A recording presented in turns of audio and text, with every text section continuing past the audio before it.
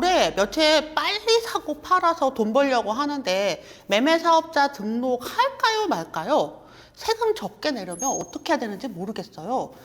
자, 이런 질문 정말 많이 받고 있습니다. 빠르게 며칠 거래해서 돈을 벌고 싶은데 매매사업자 등록이 필요할지 아니면 그냥 개인으로 거래하는 게 나을지 고민하시는 분들, 오늘 제가 17년 경매 전문가로서 이 질문에 대해서 명확하게 해답을 해드리려고 해요.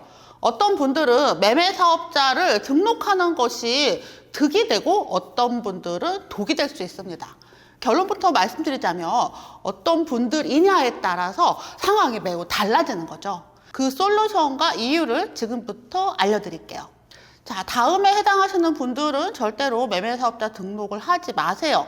일단 부동산 오래 갖고 계시려는 분들, 큰 평수 아파트나 상가에 투자하시려는 분들, 서류 작업, 세금 신고 귀찮아 하시는 분들, 직장에 다니는데 겸집이 어려운 분들, 부동산을 자주 사고 팔고 싶지 않은 분들이라면 세금을 줄이려는 생각으로 매매사업자 등록을 고민하다가 오히려 더 큰 세금 폭탄을 맞을 수도 있습니다. 자, 하나하나 설명드릴게요.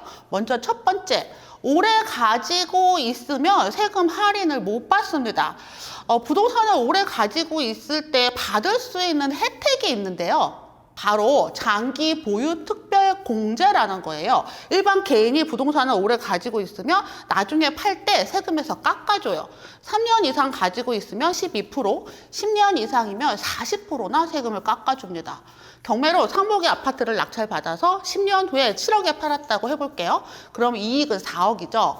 일반 개인이라면 40% 할인을 받아서 1억 6천만 원 깎고 나머지 2억 4천만 원에 대해서만 세금을 내야 돼요. 하지만 매매사업자라면 할인이 없습니다. 4억 원 전체에 대해서 세금을 내야 하죠. 이것만 해도 세금 차이가 몇 천만 원 날 거예요. 부동산을 오래 가지고 있을수록 값어치가 올라가는 경우 많잖아요. 오래 가지고 있을 부동산이라면 굳이 매매사업자 내지 않고 개인으로 양도세를 내는 것이 훨씬 유리합니다. 자, 두 번째 이유, 부가가치세라는 어마무시한 세금이 추가로 붙을 수가 있어요. 매매사업자가 상가나 주거용 건물 중에 큰 평수를 거래할 때는 건물분에 대해서 부가가치세를 내야 돼요. 원래는 주거용 건물 다 부가가치세를 내야 되는 건데요. 하지만 국민주택 규모 이하, 8호제곱 이하일 경우에는 부가세를 안 내거든요. 그런데 사이즈가 좀 크다라고 하면 건물분에 대해서 부가세가 부여가 됩니다. 예를 들어서 사이즈가 큰 물건에 40평대 아파트를 경매로 8억 원에 낙찰받아서 1년 후에 10억 원에 팔았다고 해볼게요.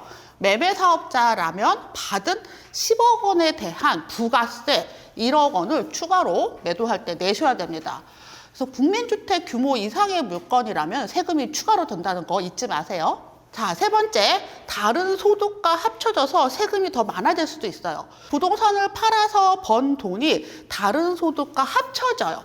종합소득세라고 합니다. 일반 개인으로 부동산을 팔면 이 버는 돈은 일시적으로 생긴다 해서 양도소득세만 내면 돼요. 그런데 매매사업자는 이게 사업소득이거든요.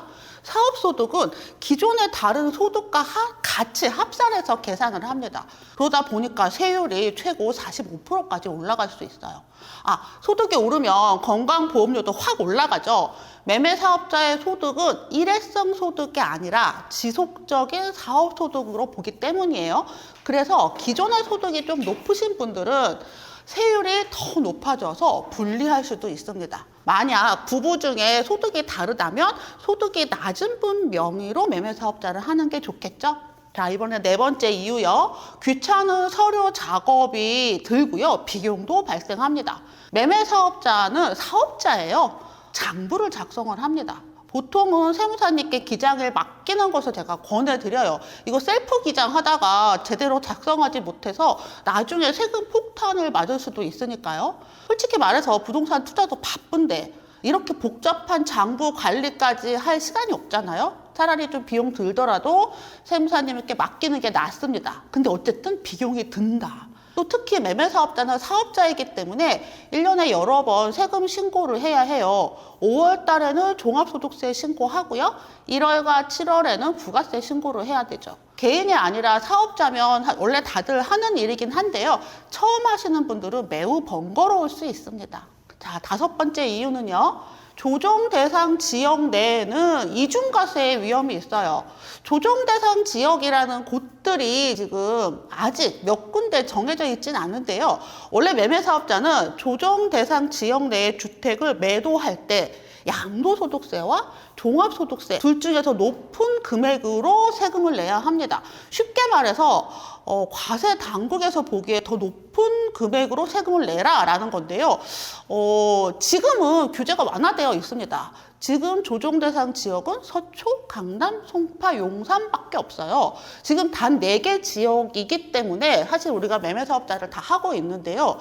부동산 정책은 언제든지 바뀔 수 있죠. 여러 주택을 가진 다주택자들에 대한 세금 정책은 여전히 강하게 유지되어 있어요.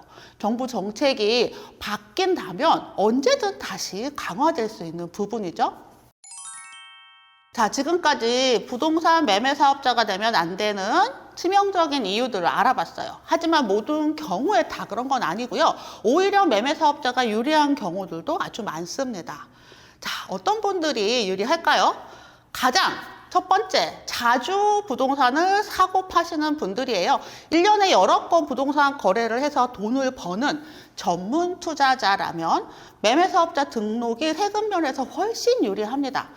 특히 1년도 안 돼서 팔게 될 경우에는 일반인보다 세금을 아주 적게 냅니다. 두 번째, 경비 처리를 많이 하고 싶은 분들이에요. 매매사업자는 부동산 관련 모든 비용, 수리비, 중개비, 하다못해 차량 유지비까지 사업 비용으로 처리할 수 있어요. 이런 비용이 많다면 세금을 줄일 수 있겠죠? 세 번째, 사업자 대출로 부동산을 사고 싶은 분들이에요. 매매사업자는 사업자 대출로 살 수 있고 이것도 이자도 비용으로 처리할 수 있어요. 물론 사업자 대출은 개인도 할 수 있습니다. 네 번째, 이미 부동산을 자주 거래하신 분들이요. 어차피 부동산 거래를 많이 하고 있다면 미리 매매사업자로 등록을 하고 세무조사를 미리 준비하는 것도 좋을 거예요. 마지막으로 나중에 큰 규모의 부동산 투자를 하실 분들이라면 일찌감치 매매사업자 단계를 거치는 게 자연스러울 수 있어요. 자, 정리해 볼게요.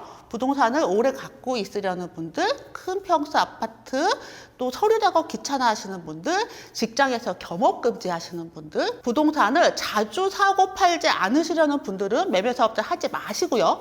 반면에 자주 부동산 거래를 하고 싶으신 분들, 경비 처리가 많이 필요하신 분들, 이미 세무서에 찍힐 것 같은 분들, 나중에 부동산 관련 투자를 하시려는 분들에게는 매매사업자 등록이 좋은 선택일 수 있어요. 부동산 투자는 장기적으로 봐야 성공할 수 있습니다.